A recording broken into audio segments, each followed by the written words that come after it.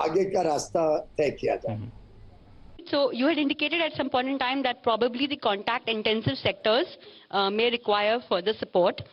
So, one is the ECLGS, which you've announced in your budget speech, also a separate carve-out for the hospitality sector, for instance, within that.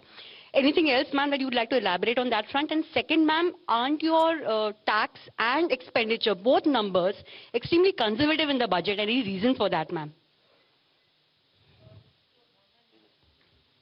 First thing about hospitality and contact intensive. I've said hospitality and related sectors. This was one thing which has come out repeatedly from very many stakeholders, and we recognize that post the second wave, the hospitality is in difficulty and they needed support. The tested and sort of proven formula was the emergency credit liquidity guarantee scheme. Since that had worked out well for the MSMEs, we thought that formulation is the best to be adopted. So to the existing 4.5 lakh crores of sovereign guarantee, we added 50,000 crore more sovereign guarantee, and wanted the hospitality and contact intensive sectors to benefit out of it. So that is the scheme. As it is, many of them are still approaching their banks. Banks can, even without the ECGLS, help them out if they want, but if ECGLS has to be extended, yes, we have given provision of 50,000 crores for it. Well, I thought you commented about the 1st February 2021 budget as well, saying you were conservative.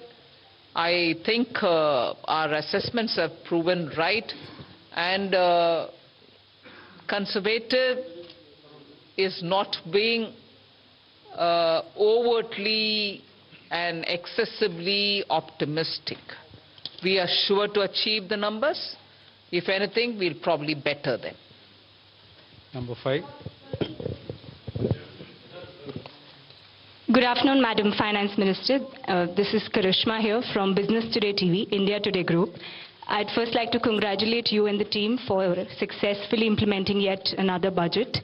Ma'am, my question is on the privatization reform. The disinvestment target has been slashed. The revised target is at 78,000 crore, and of course, the next year's estimate is at 65,000 crore. Ma'am, with this, I'd like to understand how are we looking at LIC IPO and BPCL privatization, which have been on cards? I have Tuhin with me here, but before he gives you details, one thing is got to be understood. LIC, we've already sort of told you that in all probability it is going through this year. I've made a specific mention of that in the budget. So beyond what I've said in the Parliament, there's nothing more to add for me on that. But I've indicated clearly that it will happen. Now, assessment for the rest of the year about the number being big or small as per your view, I'll have Tuhin get into the details. But we have shown the intent of the government in that Air India got cleared.